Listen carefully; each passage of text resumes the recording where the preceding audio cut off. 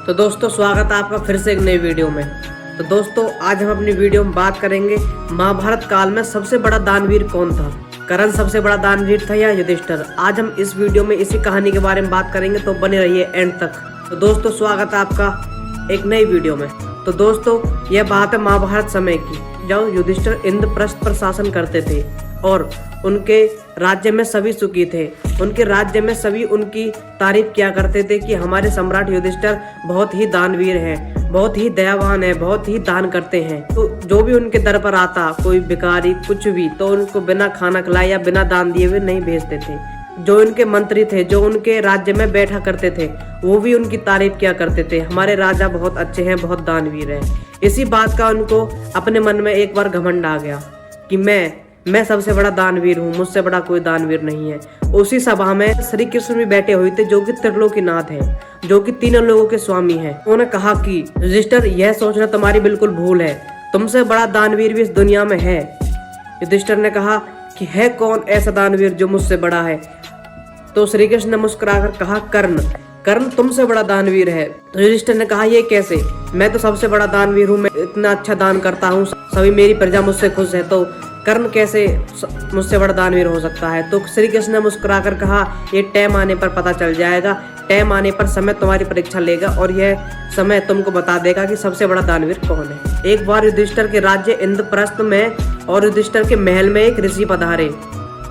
तो उन ऋषि को एक यज्ञ करना था।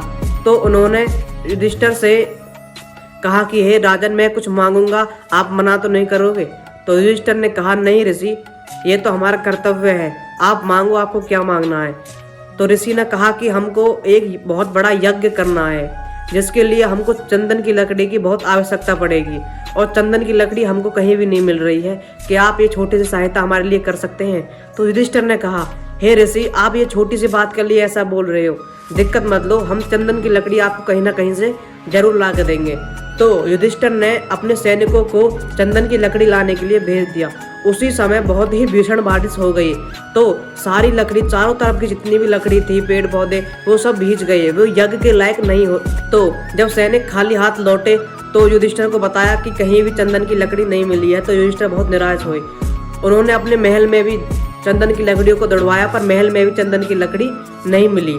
तो दोस्तों युधिष्ठिर ने ऋषि से क्षमा मांगी कि हे ऋषि, मुझको क्षमा कर दो, मैं तुम्हारे लिए चंदन की लकड़ी का प्रबंध नहीं कर पाया, मुझे क्षमा कर दो।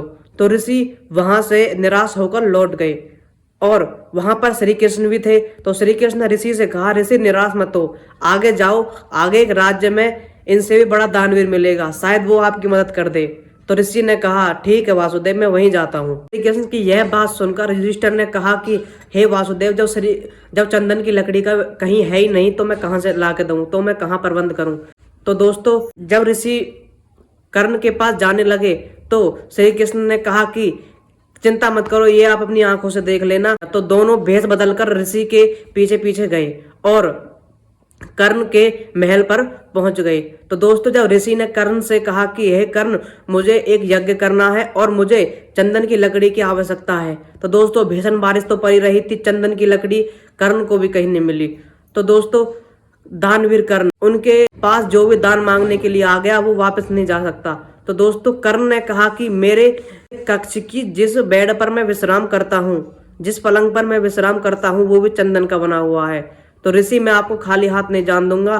कर्ण ने अपने सैनिकों से कहा कि मेरे बेड को जाकर, पलंग को जाकर तोड़ दो और उसमें से लकड़ी लाकर ऋषि को दे दो।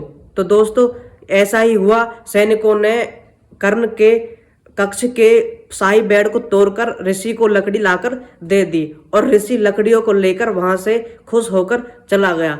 तो दोस्तों श्री कृष्ण ने युधिष्ठिर से कहा कि हे युधिष्ठिर, तुम्हारे महल की, तुम्हारे कक्ष की जो तुम्हारा पलंग है, जिस पे तुम विश्राम करते हो, वो भी चंदन का बना हुआ है, पर तुम्हारे मन में पूर्णता दान करने की अंसा नहीं थी। अब तुमको पता ही चल गया होगा कि सबसे बड़ा दानवीर कौन है। दान करना होता है, वो कहीं ना कहीं से कुछ ना कुछ दान जरूर करता है। तो दोस्तों कैसे लगा आपको ये वीडियो देखकर? अच्छा लगा तो लाइक, सब्सक्राइब एंड कमेंट जरूर करें। धन्यवाद।